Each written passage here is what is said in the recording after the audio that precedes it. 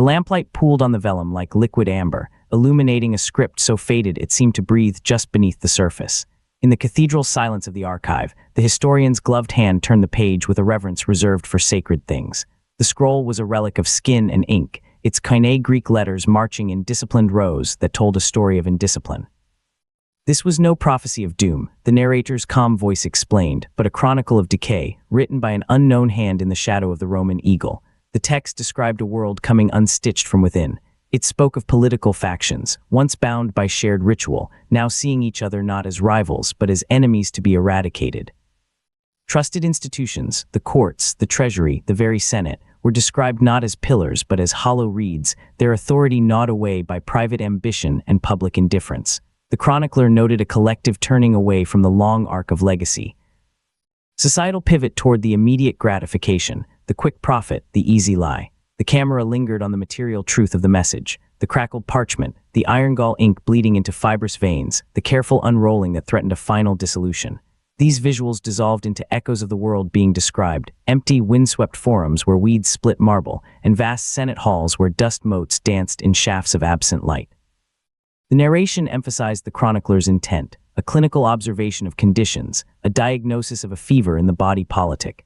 The writer bore witness to a shift in the civic soul, a retreat from common cause into fractious, fearful tribes. The quiet turning of the page in the present felt like the turning of a key, unlocking a warning from the silent past. The chronicler's gaze was fixed on a precise and perilous pivot, the final century of the Roman Republic's unraveling. His text maps not a sudden collapse, but a slow, structural failure, a sequence of conditions that permitted the Republic to be hollowed out and reborn as an empire. The pattern begins with economic strain, the widening chasm between a bloated elite and a displaced populace, the weight of debt and the scarcity of land fermenting a deep, inarticulate rage. This populist anger became a tool, a volatile force to be harnessed rather than a grievance to be solved. External threats, real and imagined, were then wielded as instruments of internal consolidation. The chronicler notes how fears of invasion and disorder were amplified to justify the concentration of power, the suspension of norms, and the branding of domestic opponents as enemies of the state itself. This was the crucial diversion, where the focus on a common external foe masked the erosion of common internal ground. The final, and perhaps most corrosive, stage was the breakdown of a shared truth. Public discourse devolved into competing narratives, where facts became contingent. On allegiance and language was weaponized to obscure rather than to clarify. Visuals here are stark and analytical, empty cobbled roads stretching toward ruined gates, statues of forgotten statesmen with their faces worn smooth by centuries of indifferent wind. A time-lapse shows sand, grain by patient grain, covering inscribed stones, a literal burial of consensus. The tone remains detached, examining the machinery of decline. The chronicler's warning is clear in its abstraction. It concerns the sequence itself, strain, diversion, epistemological decay, not the specific actors who navigated it. He presents it as a recurring algorithm for civic dissolution, written in the quiet before the legions permanently shifted their loyalty from Senate to Emperor. The echo is not of events, but of preconditions, a template of fragility waiting in the dust of archives. From the specific historical moment, the chronicler's observations crystallize into four timeless conditions, a stark anatomy of the recurring cycle. The first is the corrosion of public discourse. The text describes the forum's roar devolving from debate into a cacophony of accusation, where language is stripped of its connective purpose and forged into blades. Reason is drowned out by volume, and complex truth is sacrificed for the simplifying, energizing lie. This is visualized in the fading pigments of an ancient mural depicting citizens in Reason Council, its colors bleeding into a monochrome of discord. The second condition is the rise of us versus them identities. The chronicler notes the deliberate erosion of a unifying civitas, the sense of shared fate, replaced by a politics of inherent suspicion. People begin to define themselves not by what they believe, but by whom they oppose. Loyalty to factions supersedes loyalty to the whole, making compromise seem like betrayal. This is represented by the image of a broken bronze scale, its pans lying empty and apart. Third is the diversion of prosperity into spectacle. As the mechanisms of equitable distribution seize up, the chronicler observes a societal pivot toward distraction. The wealth of the state is funneled into grandiose projects and public games, a dazzling anesthetic for a body politic in distress. The populace is fed on bread and circuses, their gaze directed toward the arena's sand instead of the Senate's empty benches. Visuals shift to abstract, modern representations, pulsing data networks streaming endless entertainment, a numbing digital spectacle. Finally, there is the systemic failure of long-view leadership. The chronicler laments the disappearance of the steward, replaced by the tactician. Leaders become merchants of the immediate, trading long-term stability for short-term advantage, planting no trees under whose shade they will never sit.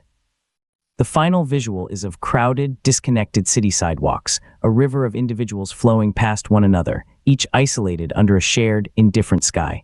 The cycle is now fully articulated not as fate, but as a series of recognizable, interconnected failures. The ancient parchment dissolves into the silent, star-strewn blackness of space. The view pivots and a planet swims into focus, its night side a breathtaking tapestry of interconnected light.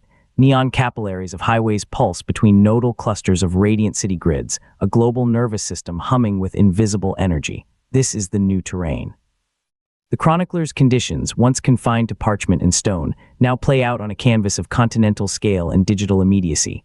The visuals draw seamless, wordless parallels. Where the text described fractured forums, anonymous news tickers now scroll endlessly across glass facades, streams of fragmented headlines in a silent, urgent cascade.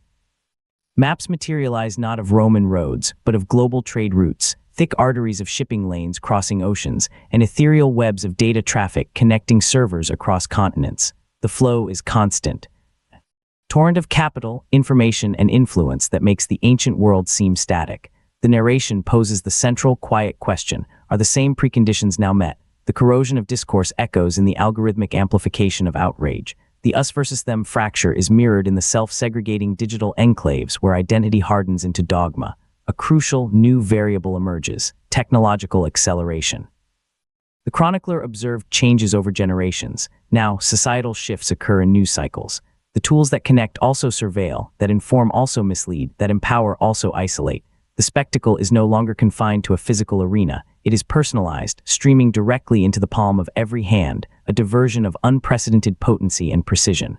The failure of the long view is exacerbated by the tyranny of the trending instant.